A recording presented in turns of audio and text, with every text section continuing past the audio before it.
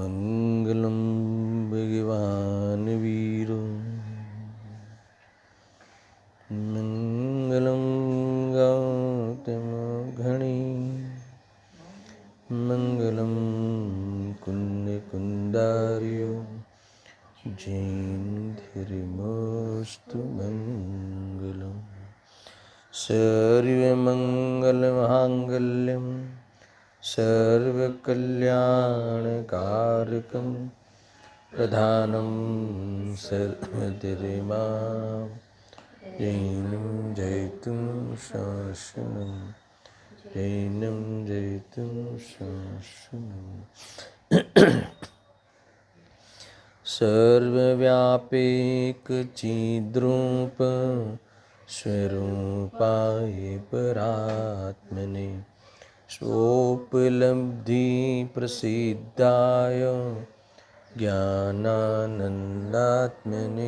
नमः। आत्मरूपयनुपम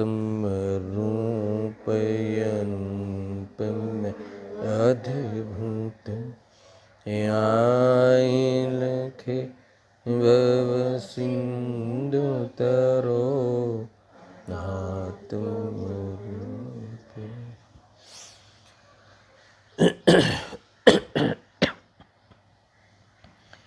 प्रवचन सार ज्ञान तत्व प्रज्ञापन महाधिकार। इसमें कल हमने पेटाधिकार के रूप में शुद्धोपयोग अधिकार की समाप्ति की। अंतिम दो गाथाओं में अगले अधिकार का संकेत था। इसमें ये कहा कि शुद्धोपयोग के प्रभाव से, शुद्धोपयोग के प्रसाद से जो स्वयंभू हुए हैं ऐसे हमारे अरिहंत केवली परमात्मा, इनके इंद्रियों के बिना ज्ञान और आनंद कैसे होता है ना। अर्थात तो इंद्रियों के बिना ही ज्ञान होता है और इंद्रियों के बिना ही सुख मिलता है, क्योंकि ज्ञान और सुख आत्मा का स्वभाव है। इसलिए स्वभाव के आश्रय से, परिपूर्ण आश्रय लेने से उनको ज्ञान परिपूर्ण प्रकट हो गया, अनंत ज्ञान प्रकट हो गया, अतीन्द्रिय ज्ञान प्रकट हो गया है और इनके अतीन्द्रिय सुख की भी प्राप्ति हुई है। कल 20वीं गाथा के अंतर्गत काफ़ी कवलाहार के बारे में विशेष चर्चा आचार्य जयसेन देव की टीका का आधार भी लिया गया था। हमें प्रायः ये होता है कि जैसे हमें क्षुधा लगती है, भूख लगती है, भूख प्यास क्षुधा, तो हमें ऐसा लगता है कि भूख का दुख है। कल के बात में रहस्य कात क्या था मैं बताता हूँ। हमें लगता है कि भूख का दुख है, खरेखर वास्तव में वो भूख का दुख नहीं होता कभी, पर हमें राग का दुख है। जो भोजन संबंधी राग है उसका दुख होता है। ऐसा क्यों? क्योंकि क्षुधा तो शरीर का रोग है, वो तो शरीर का सिम्टम्स है, मगर ये देह अर्थात शरीर में हमें एकत्व बुद्धि है। सबसे पहले तो हम देह को मैं अपना मानता हूँ, इसलिए क्षुधा आदि जो हुआ वो रोग मुझे हुआ ऐसा मैं मानता हूँ, और उसकी पूर्ति करने का राग आता है और उसकी पूर्ति करूँगा तो मैं सुखी हो जाऊँगा ऐसा हमें भ्रम होता है। इसीलिए उसके प्रति जो विकल्प होता है उसी की आकुलता होती है।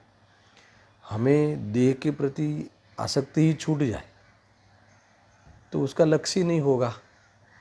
जब वो मेरी चीज़ है नहीं, पड़ोस में कुछ होता है तो मुझे मेरे से क्या मतलब है।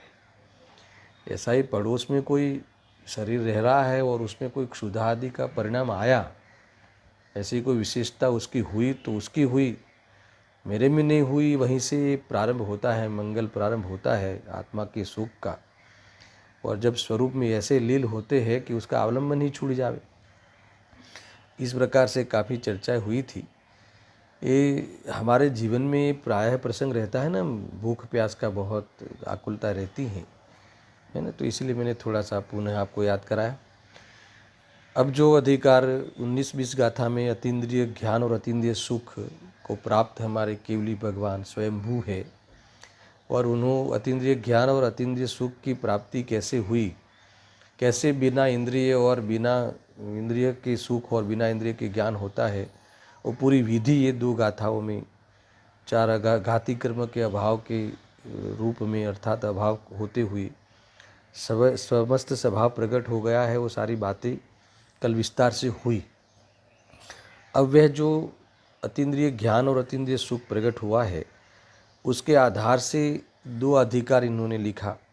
मूल अधिकार का नाम भी ज्ञान तत्व प्रज्ञापन है। ये दूसरे नंबर का पेटा अधिकार का नाम भी ज्ञान अधिकार, और इसके बाद सुख अधिकार है ना, ऐसे आगे चलने वाला है। देखो मैं उत्थानिका पढ़ता हूँ। 21 से लेके 52 गाथा तक 32 गाथाओं में ये ज्ञान अधिकार है ना की चर्चा है, उसका वर्णन किया गया है। सुनना, इसमें अब ज्ञान के स्वरूप का विस्तार और सुख के स्वरूप का विस्तार क्रमशः प्रवर्तमान 2 अधिकारों के द्वारा कहते हैं। आया ख्याल में? इसमें पहला अधिकार है अपना, ये 2 अधिकारों में से ये अधिकार ज्ञान अधिकार की चर्चा यहाँ प्रारंभ होगी। इसमें ज्ञान अधिकार में एक प्रकार से देखा जाए, समझना बराबर से, कि यहाँ सर्वज्ञता है ना, सर्वज्ञता की महिमा की है, सर्वज्ञता का स्वरूप बताया है। पहले हम समझ लेते हैं कि जिस की चर्चा करनी है, तो यहाँ केवल ज्ञान का के स्वरूप की चर्चा करनी है, केवल ज्ञान का वर्णन होगा, है ना। ये जो सर्वज्ञता, केवल ज्ञान शक्ति जो प्रकट हो गई है, केवल ज्ञान यानी ज्ञान पूर्ण विकास हो गया है, ज्ञानावरण आदि कर्मों का क्षय हो गया है। ऐसे हमारे केवली के जो केवल ज्ञान है वो कैसा है, केवल ज्ञान कैसा है, केवल ज्ञान का स्वरूप क्या है। तो पहले तो लोकालोक के पदार्थों का सामान्य परिभाषा करता हूँ, गाथा भी पढ़ेंगे, विस्तार से चर्चा होगी, है ना। तो केवल ज्ञान में हम क्या कहते हैं, पहले लोकालोक के सर्व पदार्थों की त्रिकालवर्ती पर्याय, तीनों काल की पर्याय सहित युगपद जानना, फिर स्पष्ट जानना, विशद जानना। स्पष्ट जानना विशद ज्ञान होता है, और प्रत्यक्ष होता है, विशद होता है, युगपद होता है, और पृथक पृथक होता है। पृथक पृथक रूप से होता है और आनंद में रहते हुए होता है। समझ में आया ना? अपने में रहते हुए अर्थात तो आनंद में रहते हुए ये केवल ज्ञान, अर्थात इस केवल ज्ञान इस सब पदार्थों को जानता है। ये केवल ज्ञान का सामान्य स्वरूप है। यानी गजब की बात है, सबको जानने रूप परिणमित होता है स्वरूप में रहते हुए। अब ये मूल बात ये आई है कि यहाँ जो सर्वज्ञता का अगर हमें स्वीकार नहीं हो, ज्ञान की ये पूर्णता अर्थात अनंतता की हमें स्वीकार नहीं हो, तो इसके बिना जैन दर्शन का आरंभ ही नहीं होगा, है ना। सत दर्शन का वर्णन ही नहीं हो सकता। एक सर्वज्ञता का अगर हमें स्वीकार नहीं हो, तो हमें हमारे ज्ञायक भाव का स्वीकार नहीं होगा, हमारे ज्ञान स्वभाव का स्वीकार नहीं होगा।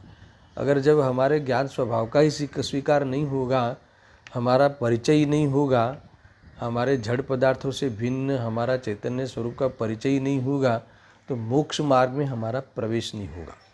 सुनना एक कितना महत्वपूर्ण है ये अधिकार। मात्र केवल ज्ञान की ही महिमा नहीं करनी है।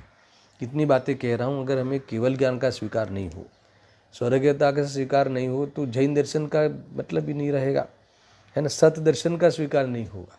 6 द्रव्य का जो स्वरूप बताया है जैन दर्शन में, है ना, वो वही सही नहीं रहेगा अगर हमें सर्वज्ञता का स्वीकार नहीं हो तो। समझ में आया ना। दूसरा कहा कि हमें अपने ज्ञायक भाव का ही विश्वास नहीं आएगा कि ज्ञान का ऐसा स्वरूप है, सबको जानने रूप परिणमने का उसमें शक्ति है, और हमारी पर्याय में वो क्वालिटी है। हमारी पर्याय की बात यहाँ कह रहा हूँ मैं, पर्याय में वो ताकत है कि सबको जाने, है ना। मगर वो प्रकट नहीं करता। हमारी पर्याय ये राग द्वेष में फंसी हुई पड़ी है, इतनी दब गई है, हमारी ज्ञान की पर्याय, हमारा ज्ञान का पंडमन राग द्वेष की सेवा में, मोह की सेवा में इतना लगा है ना, कि अपने स्वरूप में जा रहने का लाभ नहीं लेते हुए ये केवल ज्ञान प्रकट ही नहीं करता, है ना। दब गई है चेतना। हमारी जो चेतना है, ये चैतन्य से ये जीव वास्तव में महिमावंत है, ऐसी चेतना को हमने इतने फालतू काम में लगा दिया है, कषायों की पूर्ति में, अर्थात मोह की, है ना, गुलामी में इस ज्ञान को हमने पूरा बर्बाद कर रहे हैं। समझ में आया? अप्रयोजनभूत तत्वों की जानकारी में, मात्र इन्फॉर्मेशन लेने में का बहुत लिया उपादान निमित्त चिट्ठी में, तो है ना, कदाचित शास्त्र आदि का ज्ञान में आवे तो इन्फॉर्मेशन तो वो इकट्ठी करता है, पर उस अनुसार वो अपने को पुरुषार्थ करना, भेद ज्ञान करना कुछ नहीं करता, है ना। मात्र जानने का अहंकार कर लेता कभी कोई जीव, अथवा जानने में आने वाले पदार्थों के प्रति अपना, है ना, अपने को भूल कर उसमें कषाय पैदा करता है लक्ष्य करके, इष्टनिष्ठ बुद्धि करके, और बाद में उसी में ही दब गई चेतना। हर समय डरता है, क्या होगा, किसका क्या होगा। चेतन चेतन रूप, जड़ जड़ रूप, है ना। जड़ जड़ भावे परिणमे चेतन चेतन भाव, कोई कोई पलटे नहीं छोड़ी आप स्वभाव। श्रीमद जी ने तो हमें वास्तव में, है ना, पूरा सार कह देते अपनी मौलिक भाषा में।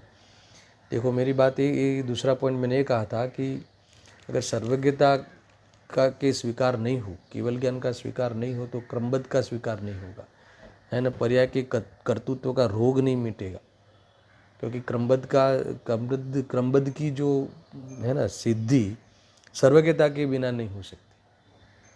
समझ में आया ना? ये समझ में आ रहा है पूरा ये लॉजिक? क्योंकि ऐसा जीव कोई है कि तीन सब पदार्थों के तीनों काल की पर्याय को जानता है। इसका अर्थ है कि आगामी पर्याय जो होने वाली है वो निश्चित है, यानी उन्होंने देखी है इसलिए निश्चित है, ऐसा नहीं है ही निश्चित, उन्होंने तो देखी मात्र है। समझ में आया? यानी हम ऐसे करने वाले हैं वो उनको पता है। समझ में आया ना? ऐसा है। तो इसका अर्थ है कि हम आगे ऐसे करने वाले हैं, हम भी मोक्ष जाने वाले हैं। हमारी मोक्षनी नोंध पण केवल ज्ञान में छे। गुरुदेव श्री बहुत हर्षो जिसको आत्मा पसंद है, जिसको ये जैन धर्म स्वीकार है, जिसको सर्वज्ञता की महिमा है, जिन्हें सर्वज्ञता ने स्वीकार કર્યું છે, है ना, तो समझ लेना कि उसके केवल ज्ञान की नोंध, उस जीव के केवल ज्ञान की, मोक्ष की नोंध भगवान के ज्ञान में है। बहुत उदाहरण लेते थे। समझ में आया ना? नहीं हमारा तो आप कह रहे हो ना, जो भगवान ने जो देखा है वो ऐसा ही होगा। कोई इनके जो गुरु भाई या उनके ग्रुप में जो थे ना संप्रदाय में, तो वो इनको कहते थे, मजाक उड़ाते थे कि वो तो क्रम में होगा तब होगा ना, ऐसा ऐसा तो कह रहे हो आप। तो गुरुदेव सिंह कहते थे कि पहले आपको ये बताओ कि सर्वज्ञता का भरोसा है। अगर सर्वज्ञता का भरोसा है ना तो फिर बराबर है, सर्वज्ञता का भरोसा नहीं है तो कुछ नहीं है। पहले केवली का भरोसा होना चाहिए, सर्वज्ञता का, सर्वज्ञ भगवान का भरोसा होना चाहिए, तब सर्वज्ञ स्वभाव का भरोसा होगा, तब जाके आप ज्ञाता दृष्टा रहते हुए है न आप आनंद कर सकते हो। किसी भी पर्याय के क्रम का भंग नहीं हो सकता, किसी भी पदार्थ की पर्याय को आप सल्टा नहीं सकते, जरूरत भी नहीं है, आप आनंद में रहो।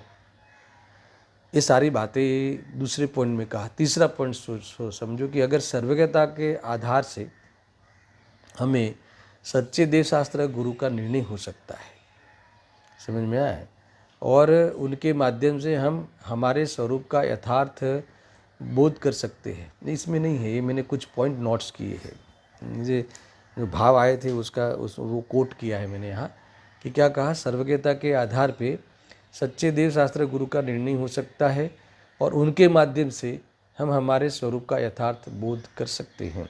देखो कैसे हो सकता है कि देखो सर्वज्ञ भगवान कि जो भगवान वो होते हैं कि जो दोष रहित हो।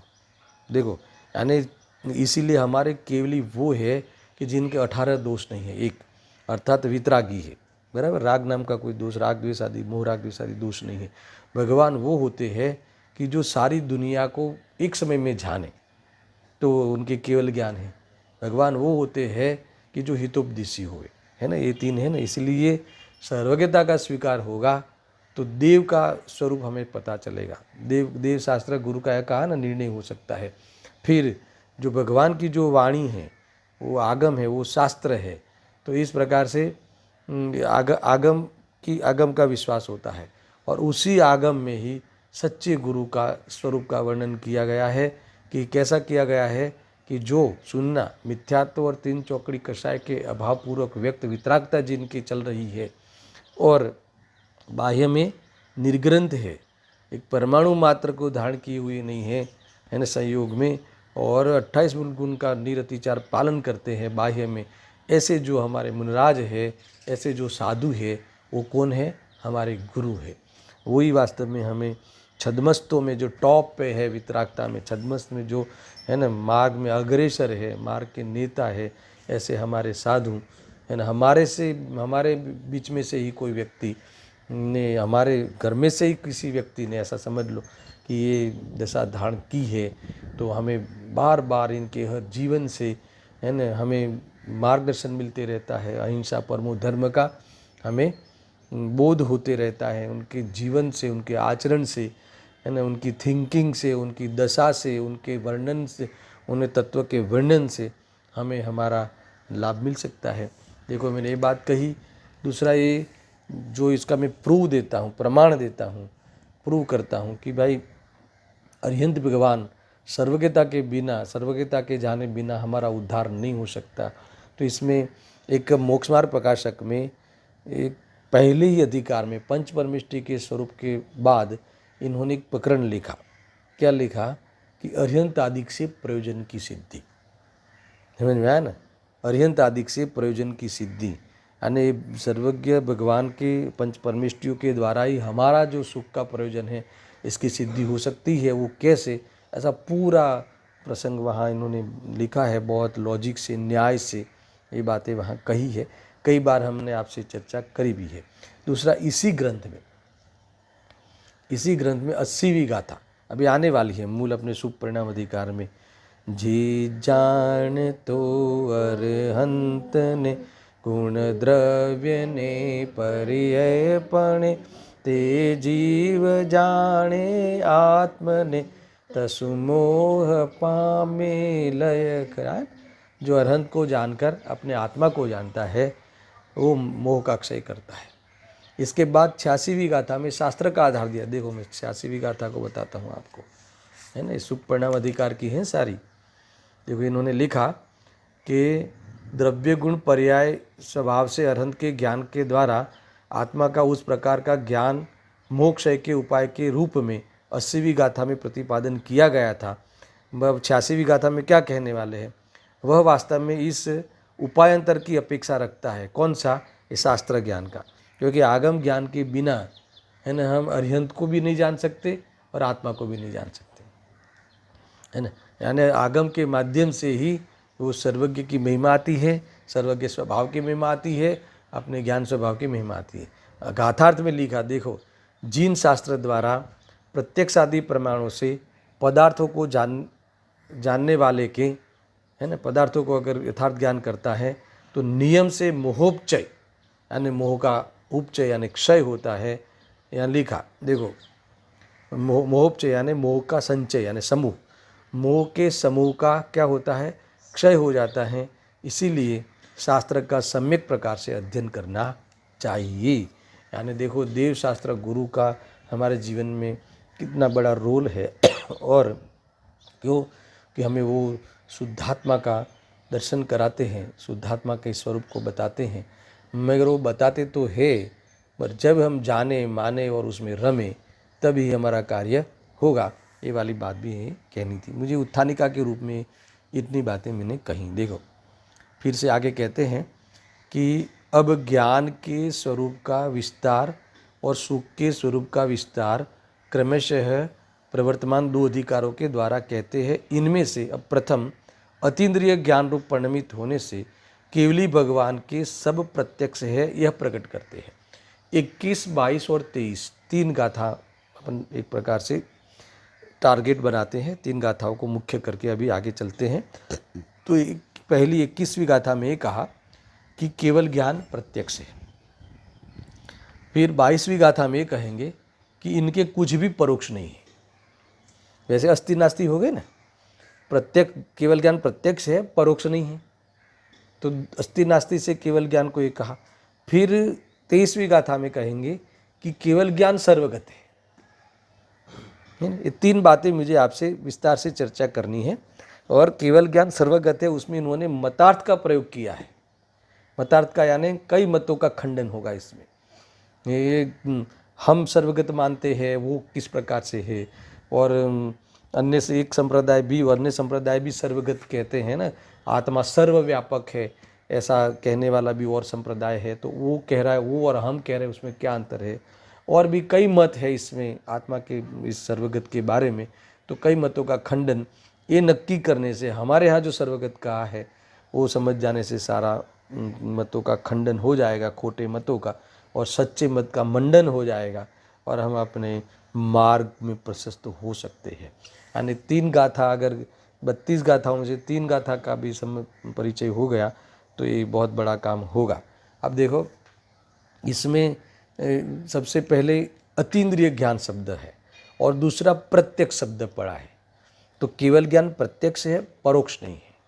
और केवल ज्ञान अतीन्द्रिय ज्ञान है, अथवा केवली का ज्ञान अतीन्द्रिय है, और केवली से नीचे छद्मस्तु का ज्ञान इंद्रिय ज्ञान है। तो पहले हम अतीन्द्रिय ज्ञान और इंद्रिय ज्ञान के बारे में थोड़ी चर्चा करेंगे। इसके बाद में अतीन्द्रिय ज्ञान प्रत्यक्ष है और इंद्रिय ज्ञान परोक्ष है, तो प्रत्यक्ष और परोक्ष का थोड़ा परिचय करेंगे। इसके बाद में इनके जो प्रत्यक्ष है तो क्यों प्रत्यक्ष है, प्रत्यक्ष कैसे है, उसकी चर्चा गाथा में आई है, वहाँ से बात उठाएंगे। इतना विषय ख्याल में आया। तो देखो, ये बंधारण है, ये वस्तु का बंधारण है, ये फंडामेंटल ग्रंथ है, फिलोसॉफी है, समझ में आया ना। ये जैन शासन की फिलोसॉफी है, पदार्थ की फिलोसॉफी है, इसीलिए बहुत महत्वपूर्ण है। अगर उस वस्तु की फिलोसॉफी पता नहीं होगी तो परिचय नहीं होगा, तो उसके आश्रय लेने की विधि जो आगे नयात्मक होती है वो प्रारंभ नहीं हो सकती। बिना प्रमाण के नए खड़े नहीं होते, क्योंकि नए प्रमाण के अंश है। अगर प्रमाण का ही पता नहीं हो तो नए होते ही नहीं उसके, तो उसके क्या होता है, कुनय होते हैं। अर्थात खुद की अपेक्षा लगा लगा के वह वस्तु का स्वरूप समझता है, मोक्ष का, सुख का अपने बारे में खोटा स्वरूप समझता है, और आखिरकार अपना अहित कर लेता है। इतना ख्याल में आया कि नहीं। इसलिए बहुत न्याय संगत बातें होगी। तो पहले मेरा ये प्रश्न है कि ज्ञान इंद्रिय होता है कि इंद्रिय होता है, अतीन्द्रिय होता है ना। फिर से देखो, अतीन्द्रिय शब्द में मुझे कुछ बातें करनी है। प्रवचन सार में जो अतीन्द्रिय ज्ञान की बात कही है ना, वो किस आधार से, किस प्रकार से, उसके बंधारण में क्या मैटर है, और जो केवली के तो अतीन्द्रिय ज्ञान है, मगर मोक्ष मार्ग में जो अतीन्द्रिय ज्ञान का अंश प्रकट हो जाता है वो क्या है, और ये जो अतीन्द्रिय ज्ञान यहाँ जो कहने वाले हैं वो क्या है ना। वो थोड़ा सा अंतर भी है मोक्ष मार्ग में। जो ज्ञानी के भी तो केवल ज्ञान अतीन्द्रिय है, तो ज्ञानी का ज्ञान को भी अतीन्द्रिय कहते हैं, अंश अतीन्द्रिय ज्ञान का अंश प्रकट हो गया। तो जैसे अतीन्द्रिय ज्ञान में सबको जानते हैं प्रत्यक्ष, ऐसा इस प्रकार का जानना वहाँ होता है क्या। तो ये अतीन्द्रिय का अंश होने से ऐसा है क्या वो, तो क्या ऐसा नहीं है। वो अतीन्द्रिय ज्ञान वहाँ किसको कहा है वो अलग चीज़ है, और यहाँ अतीन्द्रिय ज्ञान की परिभाषा अलग है। समझ में आया कि नहीं। देखो, दोनों में जो अंतर है वो समझ लेना, और जो समानता है वो भी अपन समझ लेंगे, है ना। उस अंश में और इसमें समानता किस प्रकार से वो भी समझ लेंगे। समझ में आया ना भाई। ये बातें सब क्लैरिटी मांगती है, समझ में आया। नहीं तो बहुत अनर्थ होता है। केवल ज्ञान चौथी गुणस्थान मानने लगोगे अब, क्योंकि वहाँ भी अतीन्द्रिय ज्ञान का अंश कहा है। तो वो अतीन्द्रिय ज्ञान, यहाँ जो अतीन्द्रिय ज्ञान इंद्रिय रहित जानने में जो केवल ज्ञान है, जो केवल ज्ञान है, तो केवल ज्ञान सबको प्रत्यक्ष जानने वाला है। तो वहाँ कोई प्रत्यक्ष जानने की मैटर वहाँ नहीं है ना। पदार्थों को प्रत्यक्ष जानने की बात नहीं है, वहाँ स्वसंवेदन प्रत्यक्ष की मैटर है। अपन बाद में लेंगे, इसे बाद में यानी इसी चैप्टर में ही ले लेंगे। और पहले मेरा प्रश्न ये था आपके सामने कि जो ज्ञान है किसी का भी हो, एक इंद्रिय का हो या केवली का हो, ज्ञान अतीन्द्रिय होता है कि इंद्रिय होता है। तो क्या न ज्ञान अतीन्द्रिय होता है न ज्ञान इंद्रिय होता है। ज्ञान तो ज्ञान होता है, ज्ञान में ऐसा कोई भेद नहीं है। ज्ञान गुण और ज्ञान में कोई ऐसा भेद नहीं है। तो अतीन्द्रिय और इंद्रिय का जो भेद किया है वो जो ज्ञान की जानने की जो पद्धति है, क्या कहा, ज्ञान की जो जानने की रीत है वो रीत के आधार से दो भेद किए गए हैं। ये एक ज्ञान तो इस रीत से जानता है कि इंद्रियों के अवलंबन के बिना ही पदार्थों को जानता है, तो उस ज्ञान को इंद्रियों के अवलंबन के बिना ही, इंद्रियों के सपोर्ट के बिना ही, इसके सहारे के बिना ही जो ज्ञान पदार्थों को जानने का व्यवसाय करे उसे अतीन्द्रिय ज्ञान कहते हैं। और ऐसा ज्ञान, ऐसे ज्ञान के स्वामी केवली होते हैं। समझ, ऐसे ज्ञान के मालिक कौन होते हैं? ऐसा ज्ञान किन के होता है? अरिहंत केवली और सिद्ध केवली को ऐसा ज्ञान होता है। समझ में आए? और जो ज्ञान, इसमें बहुत कुछ बातें आने वाली है, जो ज्ञान इंद्रियों के द्वारा, इंद्रियों के माध्यम से पदार्थ को जानने का व्यवसाय करे, वो ज्ञान को इंद्रिय ज्ञान कहते हैं। इतना ख्याल में आए? यानी इंद्रिय और अतीन्द्रिय का जो भेद किया, वो भेद जानने की रीत की ओर से है। ये यहाँ बंधारण में ये कहा है। अब सुनना कि जो ज्ञान इंद्रियों का सहारा लेकर, इंद्रियों का आधार लेकर, अवलंबन लेकर, है ना, ज्ञान पदार्थ को जानने का व्यवसाय करता है, उस ज्ञान को इंद्रिय ज्ञान कहते हैं। और ये इंद्रिय ज्ञान का स्वामी कौन है? अब थोड़ी बात कड़क आएगी। ये इंद्रिय ज्ञान का स्वामी कौन है? तो कि पहले गुणस्थान से लेके 12वें गुणस्थान तक के जितने भी छद्मस्त जीव है, सब छद्मस्त जीव, अल्पज्ञ है वो, है ना, केवली सर्वज्ञ है, सिद्ध सर्वज्ञ है, और इसके नीचे के सारे जीव अल्पज्ञ है। इतना ख्याल में आए? अल्पज्ञ कहो, छद्मस्त कहो, आवरण सहित ज्ञान वाले कहो, छद्मस्त, छद्मस्त, है ना, छद्मस्त का अर्थ ख्याल है ना, वो कर्मों के आवरण सहित ज्ञान है, ऐसा एक कहो, एक ही बात है। इसीलिए जो कहते हैं ना कि इंद्रिय ज्ञान को अज्ञान कह देते हैं अध्यात्म के जोर में, वो वास्तव में सैद्धांतिक कथन नहीं है। अध्यात्म के अपेक्षा, अध्यात्म के जोर में वहाँ कुछ अपेक्षा से कहा जाए, उसका मेरा निषेध नहीं है। देखो, ऐसे कई कथन होते हैं अध्यात्म में कि अध्यात्म के जोर में कहे जाते हैं और कहे जाने में कोई अनुचित नहीं है, वहाँ उस प्रकार का प्रयोजन है, मगर वो सैद्धांतिक कथन नहीं मान लेना, वस्तु का स्वरूप क्लियर नहीं होगा। वस्तु का स्वरूप क्लियर होने के बाद अध्यात्म के जोर में आप कह दो तो कोई चिंता नहीं है, पर वस्तु का स्वरूप खबर नहीं हो और कोई अध्यात्म के जोर का ही कोई आधार ले लेवे तो वो भूल कर लेगा। जैसे मैंने वो युगल जी साहब कहते हैं ना कि वही 2-4 दिन पहले भी कहा था मैंने कि जैसे पर्याय को तो आलोक आकाश में रखा है ऐसा समझ लेना, तो ये अध्यात्म के जोर वाला कथन है, अनुचित नहीं है, उचित कथन है, उस प्रसंग में उचित कथन है, मगर वो वास्तव में आगम कथन, आगम सैद्धांतिक कथन नहीं बन पाएगा, क्योंकि आलोक आकाश में और कोई द्रव्य रहता ही नहीं, तो पर्याय तो वह द्रव्य से अभिन्न होती है, तो कैसे वो आलोक आकाश में जाएगी। मगर ये जो पर्याय की दृष्टि इतनी होती है, जीव को इतना एकत्व करता है पर्याय के पीछे, तो इसे समझाने के लिए यार तू पर्याय का लक्ष्य छोड़ दे ना। पर्याय तो तू इतना लक्ष्य छोड़ दे कि जैसे तेरे आलोक आकाश में रख है ही नहीं, मान ले ये ताकत से तू है ही नहीं, वो पर्याय नहीं है ऐसा नहीं कहना था उनका, तू है ही नहीं वो, तुझे वहाँ देखना ही नहीं है। त्रिकाल स्वभाव को देख पहले, और वो पर्याय देखने वाली है। मगर ये पर्याय के प्रति इतनी एकत्व बुद्धि होती है, कर्तृत्व बुद्धि होती है, पर्याय दृष्टि इतना होता है जी, पर्याय के प्रति दृष्टि इसकी इतनी होती है, तो क्या तू पर्याय की तरफ ही क्यों देखता है? मूल वस्तु का एक स्वरूप दूसरा है कि नहीं, कि जो देखने में हमें पर्याय वो अपने उस सदृश्य हो जाए, ऐसा क्यों नहीं देखता? तब ऐसे होता है। जैसे हमारे क्षुल्लक धर्मदास की बात भी कहते हैं गुरुदेव श्री कि ये आत्मा कौन सा द्रव्य है? सप्तम द्रव्य है। तो क्या 7 द्रव्य होते हैं क्या? जाति अपेक्षा तो 6 ही द्रव्य है और संख्या अपेक्षा अनंत है, तो सप्तम तो कहीं भी घटित नहीं होता। तो ये अध्यात्म के अंतर्गत होने वाला कथन है। सप्तम द्रव्य यानी जो 5 द्रव्य, तो वो धर्म, अधर्म, आकाश काल जो है वो पुद्गल आदि, और बाकी के शेष जीव द्रव्य भी है ना, जीव बाकी के शेष, मेरे शुद्धात्मा के अलावा बाकी के शेष समस्त जीव द्रव्य से मैं भिन्न सप्तम द्रव्य हूँ। 6 द्रव्यों से भिन्न, जब भी अपने 6 द्रव्य से, 5 द्रव्यों से भिन्न नहीं, 6 द्रव्यों से मैं भिन्न हूँ। तो 6वें द्रव्य में तो जीव द्रव्य आया कि नहीं? तो क्या वो जीव द्रव्य लेने हैं कि मेरे सिवाय के बाकी के जो जीव द्रव्य है वो, और बाकी के 5 ऐसे मिला के सप्तम द्रव्य कहते हैं। अध्यात्म में इस प्रकार की कहने की पद्धति है। समझ में आया कि नहीं? ये कहाँ से बात आई है ना? ये जो इंद्रिय ज्ञान की बात है यहाँ कि इंद्रिय ज्ञान की चर्चा हो रही है ना, तो कि इंद्रिय ज्ञान के स्वामी कौन है अथवा इंद्रिय ज्ञान कहाँ तक पाया जाता है, तो 12वें गुण स्थान तक। अभी कोई अध्यात्म के अंतर्गत इंद्रिय ज्ञान अज्ञान है, इंद्रिय ज्ञान तो ज्ञान ज नहीं, समझ में आया कि नहीं। तो अगर इसको अज्ञान भी कह दिया जाता है, कहते हैं, वो अलग अपेक्षा है, वो मैं वहाँ वो भी बता दूंगा कि अज्ञान कहने के पीछे क्या मतलब है, समझ में आया कि नहीं। मेरे इंद्रिय ज्ञान अज्ञान होगा तो इंद्रिय ज्ञान के स्वामी कहाँ तक कहा दर्शन मैंने, 12वें गुणस्थान तक।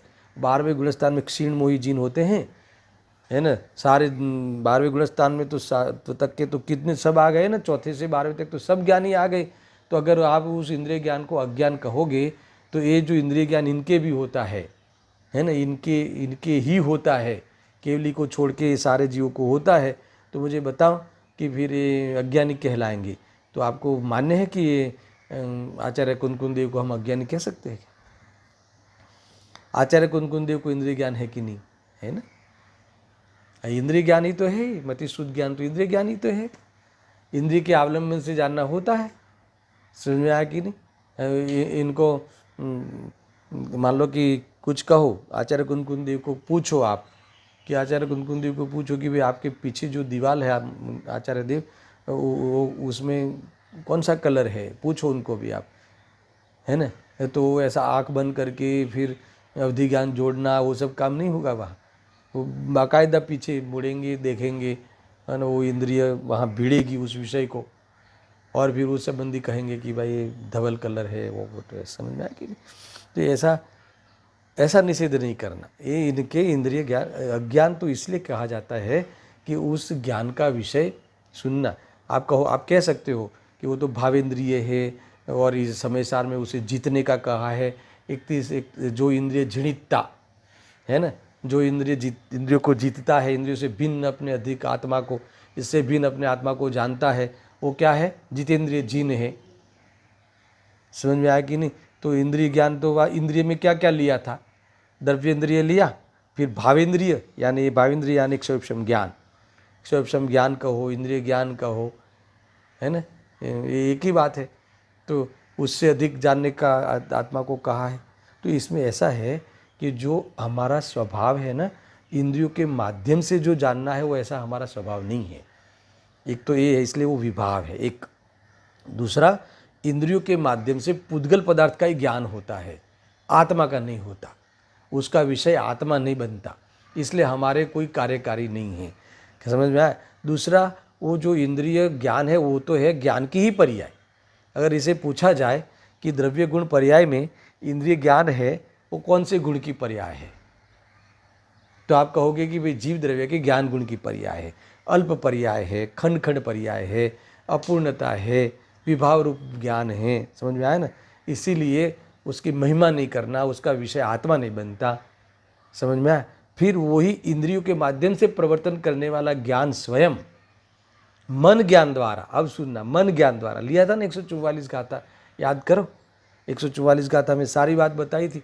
मन का विषय आत्मा बनता है, मन के द्वारा यानी विचार ज्ञान द्वारा, शास्त्र के माध्यम से आत्मा अपना आत्मा का विचार करता है। फिर मतिश्रुत के द्वारा जो इंद्रिय के विषय में प्रवर्तता था, वहाँ से क्या करना था, मर्यादा में लाए। मर्यादा में लाने का अर्थ वहाँ प्रयोजन की सिद्धि नहीं होती है, ऐसा यथार्थ जानकर, है ना, वो मतिशुद्ध ज्ञान में पदार्थों में ज्ञान उलझता था, वहाँ नहीं उलझाते हुए स्वरूप में उलझाना है, स्वरूप में रमाना है। उलझाना क्या, स्वरूप में रमाना है, प्रतीति के साथ, चैतन्य स्वरूप में ही हूँ ऐसी प्रतीति के साथ। अब देखो, वो अतीन्द्रिय ज्ञान का अंश मोक्ष मार्ग में कहलाएगा। अतीन्द्रिय क्यों कहलाएगा वो, क्योंकि इंद्रिय से भिन्न अपने को जाना। इंद्रिय से ज्ञान नहीं होता है, मेरे आत्मा से ज्ञान होता है, ऐसा जाना, यानी इंद्रिय से पृथक जाना एक।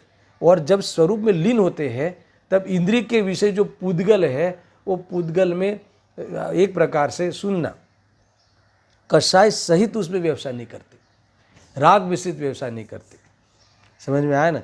इसीलिए उस मोक्ष मार्ग में वो ज्ञान को, है ना, सम्यक दर्शन सहित के ज्ञान को अतीन्द्रिय का अंश भी कहलाता है। सो धोपयोग में वो बार बार चले जाते हैं, जब जी चले जाते हैं, तो ये इंद्रियों का अवलंबन नहीं रहता, अर्थात इंद्रियों के विषयों का अवलंबन नहीं रहता, राग मिश्रित अवलंबन नहीं रहता। ख्याल में आया कि नहीं। तो इसीलिए उस मोक्ष मार्ग में उस ज्ञान को, सम्यक ज्ञान को, भाव शुद्ध ज्ञान को, जो शुद्ध ज्ञान की भाव को प्रकट कर लेता है, मति शुद्ध की उपाधि से रहित हो जाता है, आत्मज्ञान हो जाता है, वो ज्ञान को भी अतीन्द्रिय ज्ञान का अंश कहा है। क्यों? क्योंकि वही ज्ञान अंश वास्तव में देखा जाए तो संपूर्ण स्वरूप में डूबता हुआ विज्ञानगण हो जाता है। फिर इसके बाद केवल ज्ञान तो प्रकट होता है, संपूर्ण जानने का ज्ञान प्रकट होता है। ये ख्याल में आया ना? इसलिए उसे अतीन्द्रिय कहा है। मगर यहाँ तो वो बात वाली बात नहीं ली, यहाँ तो जो ज्ञान, तो ऐसे कितने ज्ञान हैं? 3 ज्ञान है ऐसे कि इंद्रियों के बिना जाने। कौन से? अवधि, मन पर्याय और केवल ज्ञान। समझ में आया ना? तो अवधि ज्ञान भी सक्षम होने पर भी वास्तव में इंद्रियों का अवलंबन नहीं लेता, आत्मा के प्रदेशों को जानता है, इसलिए उसे एक दिश प्रत्यक्ष कहा। क्योंकि वो थोड़े ही पदार्थों को जानता है, इसलिए अवधि मन पर्याय एक दिश प्रत्यक्ष। देखो, इसमें आपको प्रत्यक्ष और परोक्ष का भी इसमें भाव आ जाएगा कि जब इंद्रियों का अवलंबन लेके जानना, इसे परोक्ष कहते हैं, और इंद्रियों के अवलंबन के बिना जानना, आत्म प्रदेशों से डायरेक्ट जानना, उसे प्रत्यक्ष कहते हैं। तो ऐसा प्रत्यक्ष ज्ञान कितने हैं? 3, अवधि मन पर्याय और केवल ज्ञान। अवधि मन पर्याय को एक दिश प्रत्यक्ष कहा। एक दिश प्रत्यक्ष क्यों कहा? प्रत्यक्ष तो है ही, मगर वो कुछ थोड़े ही पदार्थों के बारे में जानते हैं, वो भी पुद्गल, इसलिए एक दिश कहा। और केवल ज्ञान सकल प्रत्यक्ष, सब पदार्थों को जानता है। अब कुअवधि भी प्रत्यक्ष है, कुअवधि भी अतीन्द्रिय है। कुअवधि ज्ञान कौन सा ज्ञान है? इंद्रिय ज्ञान है कि अतीन्द्रिय ज्ञान है? कौन सा ज्ञान है? एक देश अतीन्द्रिय ज्ञान है। अब देखो, ज्ञान में अज्ञान और मतलब कि सम्यक ज्ञान की ओर से अगर भेद करोगी तो ये फिर कुअवधि ज्ञान को आप अतीन्द्रिय नहीं कह पाओगे, उसे प्रत्यक्ष नहीं कह पाओगे, क्योंकि कुअवधि ज्ञान यानी वो तो मिथ्या दृष्टि के होता है। मगर जानने की जो प्रोसेस है, कुअवधि ज्ञान की जानने की जो प्रोसेस है, जितने भी पदार्थों को जाने, वो इंद्रिय और मन का अवलंबन नहीं रहता, इनकी जड़ मन का और इंद्रियों का अवलंबन नहीं रहता, इसीलिए वो भी अतीन्द्रिय कहलाएगा। देखो कितनी बातें आई। अगर इंद्रिय ज्ञान को सर्वथा एकांत से ही अज्ञान कह दोगे, सुनना, समझ में आया ना, तो 12वें गुणस्थान वाले का सम्यक ज्ञान मिथ्या ज्ञान नाम में प्राप्त होगा। और फिर ये अवधि ज्ञान जो है, कुअवधि ज्ञान है, वो फिर अतीन्द्रिय नहीं कहलाएगा। समझ आया ना? वो फिर अतीन्द्रिय कैसे कहलाएगा? तो मान लो कि फिर से इंद्रिय ज्ञान को अगर आप सर्वथा एकांत से अज्ञान कहोगे तो 12वें गुणस्थान वालों का ज्ञान भी अज्ञान होगा। और सारा का सारा सब अतीन्द्रिय ज्ञान सम्यक ही होता है, ऐसा एकांत कर लोगे तो कुअवधि ज्ञान वालों का भी अतीन्द्रिय ज्ञान कहलाता है। समझा? वो भी अतीन्द्रिय ज्ञान किस विवक्षा से? कि इनके भी इंद्रियों का अवलंबन नहीं होता है और पदार्थों का ज्ञान होता है आत्मा के प्रदेशों से डायरेक्ट।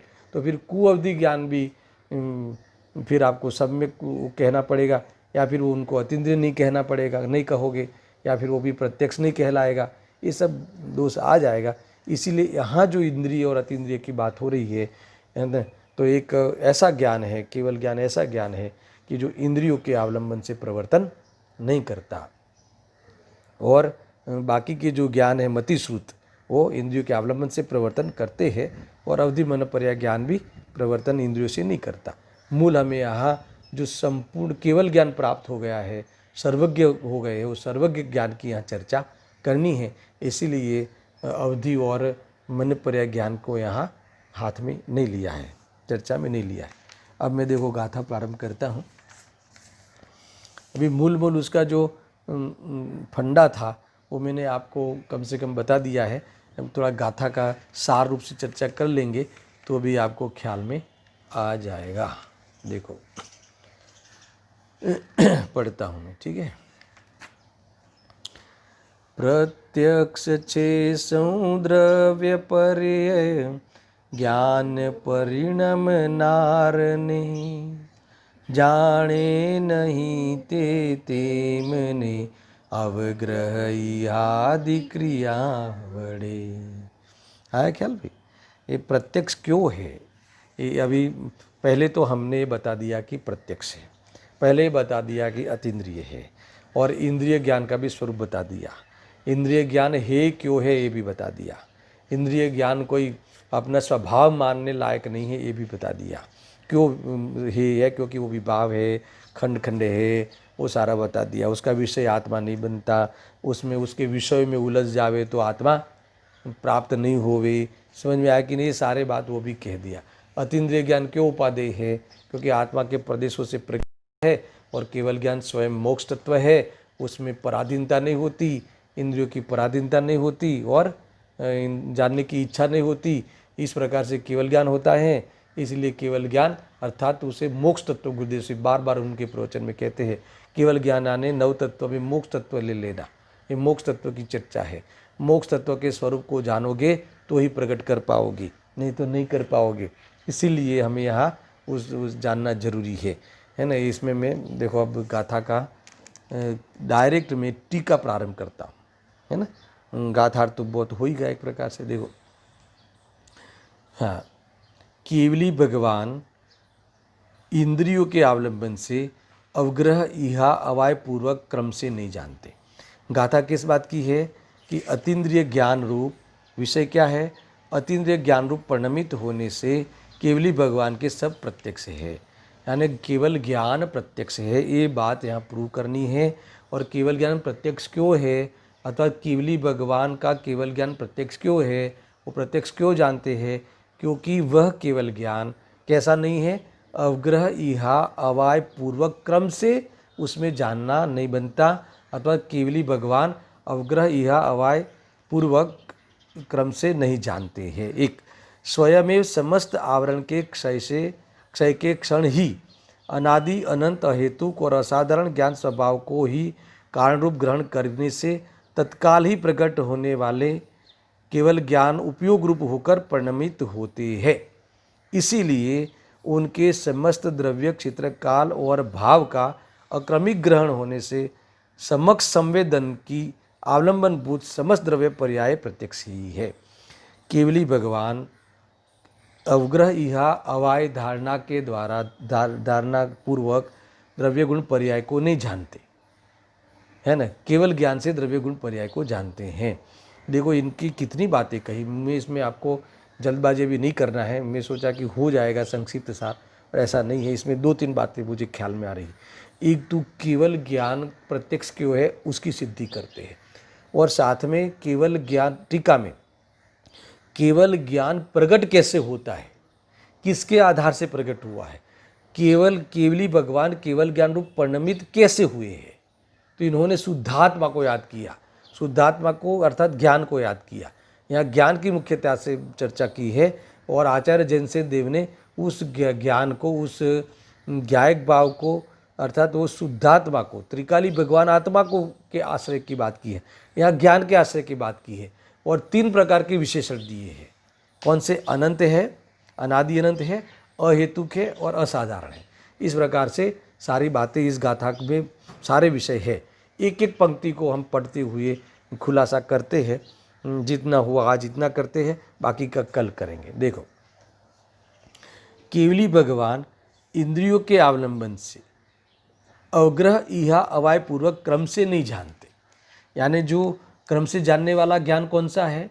इंद्रिय ज्ञान। अगर क्योंकि क्रम किस में पड़ेगा? कि जब अवलंबन लोगे तो क्रम पड़ेगा, अवलंबन नहीं लोगे तो क्रम कैसे पड़ेगा? समझ में आया ना। जब ज्ञान अवलंबन लेगा, इंद्रिय का अवलंबन लेगा, तो जब चक्षु इंद्रिय का अवलंबन लेगा तब कर्ण इंद्रिय संबंधी ज्ञान उस पदार्थ का ज्ञान नहीं होगा। जब कर्ण इंद्रिय संबंधी पदार्थ का ज्ञान करेगा तब चक्षु इंद्रिय संबंधी पदार्थ का ज्ञान नहीं होगा। समझ में आया? यानी पांचों इंद्रियों संबंधी ज्ञान का जो व्यवसाय है, हाँ सुनना बराबर, कोई बात नहीं। तो इसमें जब वो ज्ञान जब भी ज्ञान होगा तब किसी एक ही पदार्थ का होगा। ऐसा मिलता है ना कथन, तो एक ही पदार्थ का नहीं, एक ही इंद्रिय के विषय में ज्ञान रमेगा। आपको, हमें तो इतना ज्ञान हमारा कौवे की पुतली की तरफ फास्ट घूमता है ना, इसलिए पता नहीं चलता। मगर जब आप मान लो कि कोई जैसे आप पिक्चर देखते हो, कोई फिल्म देखते हो, तो उस समय चक्षु इंद्र का जो विषय बन रहा है, और वो कैरेक्टर का ड्रेस देखते हो आप, और वो कैरेक्टर जो कह रहा है वो सुनते भी हो आप। समझ में आया कि नहीं? दो बातें हुई ना। वैसे तब आपको ऐसा लगता है कि हम साथ में हो रहा है काम, साथ में नहीं हो रहा है। जब आप ड्रेस को देख रहे हो, ड्रेस का ज्ञान हो रहा है, उसके रूप का ज्ञान हो रहा है, उसके रंग का ज्ञान हो रहा है, ख्याल में आया ना, उसके रंग कलर आदि का ज्ञान हो रहा है, तब को शब्द का ज्ञान आपको नहीं हो रहा है। समझ में आया? तो जब ये आप संक्रांति होती है, जब आपका ज्ञान उस चक्षुन्द्र के विषय से हटता है, तब शब्द का ज्ञान होता है, पर इतनी स्पीड में होता है कि हमें लगता है कि साथ में हो रहा है। समझ में आया ना? इसीलिए यहाँ कहते हैं कि अवग्रह या अवाय पूर्वक वो क्रम से नहीं जानते, क्रम से जानेंगे तो समझ लो कि सर्व पदार्थ प्रत्यक्ष नहीं हो पाएंगे, है ना। प्रत्यक्ष की सिद्धि करनी है ना, तो प्रत्यक्ष नहीं हो पाएगा। अवलंबन लेके जानते हैं ना, इसलिए प्रत्यक्ष नहीं हो पाएगा। एक तो ये है, देखो कई बातें हैं कि इन्होंने पहले तो अवग्रह इहा अवाय और धारणा वो शब्द को यहाँ उपयोग किया है। तो अवग्रह इहा अवाय और धारणा क्या है?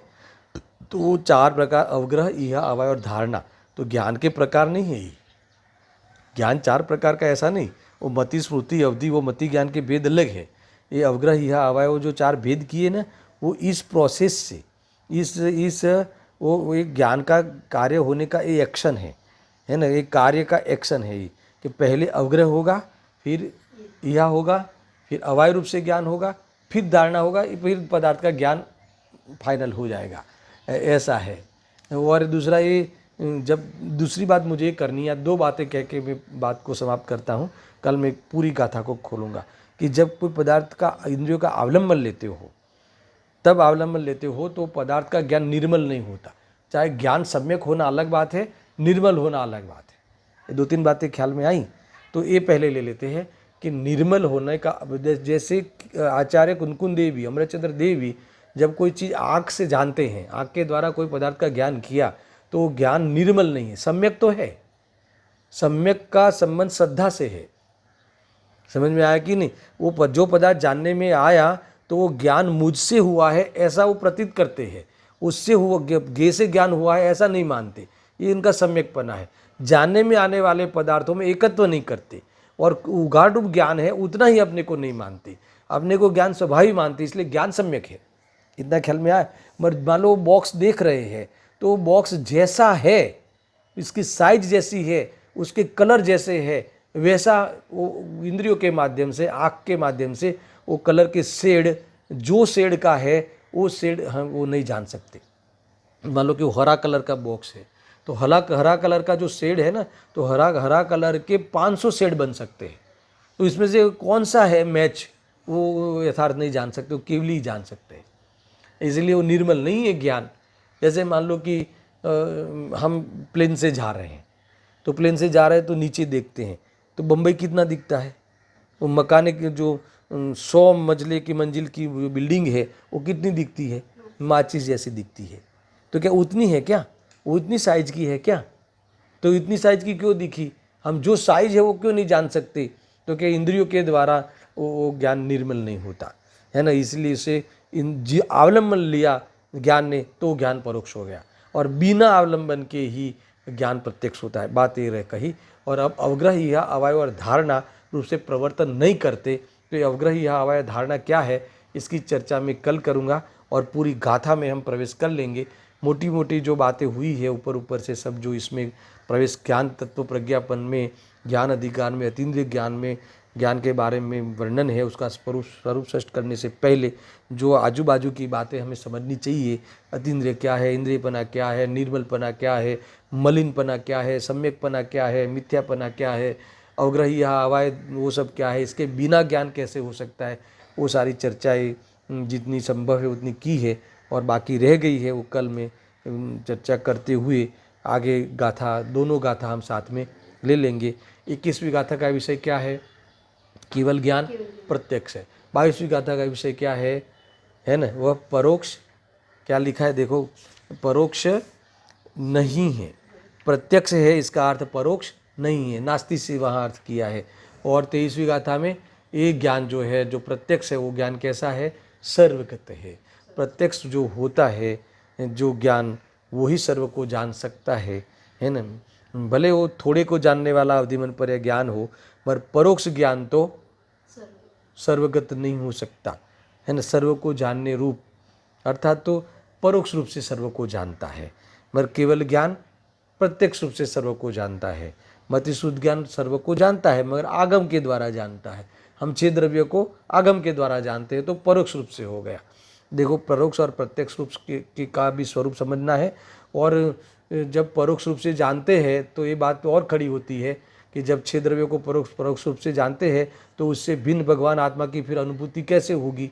उसको तो आत्मा भी परोक्ष है, तो अनुभूति कैसे होगी? तो क्या स्वसंवेदन प्रत्यक्ष तो हो सकता है, पर प्रदेश प्रत्यक्ष नहीं होने से परोक्ष कहा है। आत्मा प्रदेश प्रत्यक्ष नहीं है, इसलिए ज्ञानी को भी आत्मा कैसा है? परोक्ष ही है।